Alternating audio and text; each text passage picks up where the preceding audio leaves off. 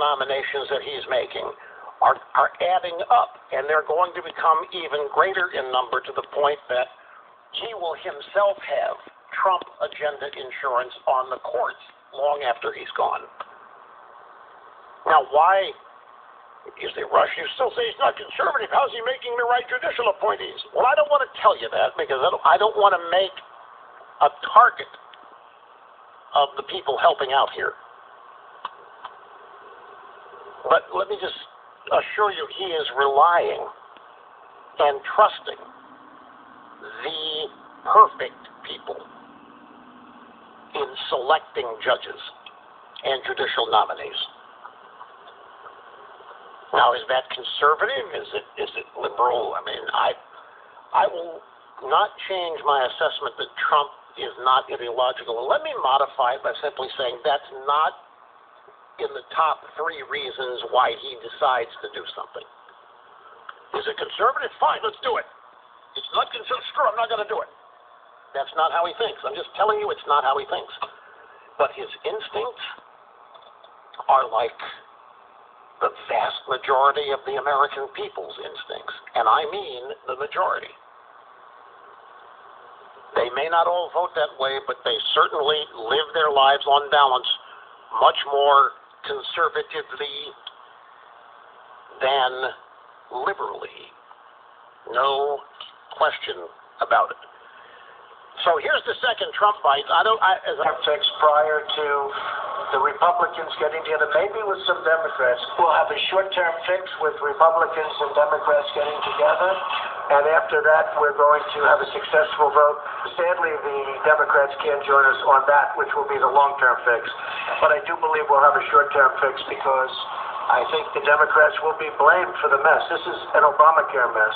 We'll have a short-term fix, and then we'll have a long-term fix, and that will take place probably in March or April. We will have a very solid vote. Let me translate this. Essentially being paid to offer below market rates and premiums on health insurance policies for the poor and the hungry and the thirsty. Now, the point about that is it's unconstitutional. Obama did it with an executive order, and he can't. The president cannot authorize the spending of money. That must come, if the money comes from the federal treasury, it must come and originate in the House of Representatives, and it didn't. These subsidies are the rule of law, where it will implode. That's the short-term fix. The short-term fix is Obamacare imploding. Trump has been consistent on this from the beginning. It's going to implode. He's off as the politics. Let it implode. The Democrats are going to get the blame. Now, the Republicans have said, no, they won't. Not if we start tinkering with it and trying to fix it. You know what Colin Powell said, you break it, you own it. Trump is confident that when this all implodes, because the insurance companies, by the way, he did 2 things, don't forget. He ended the subsidies, but then he opened up all kinds of new opportunities for the insurance companies to create new plans that people actually want to buy that are not laid down with all kinds of stuff people don't want to buy. So they'll become more affordable. People can form new groups on their own, new associations, and get group rates this way. And it's throwing the onus back in the insurance companies' corner, where they now will have to compete, whereas Obama was subsidizing them.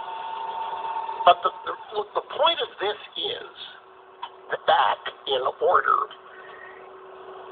Obamacare as written could not survive because there isn't the proper mechanism. It's not related to anybody's ability to pay for it. And so it's a good thing.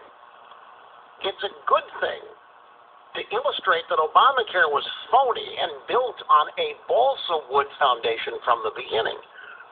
Now, the short-term fix is the 2 things that happened last week, the opening up of competition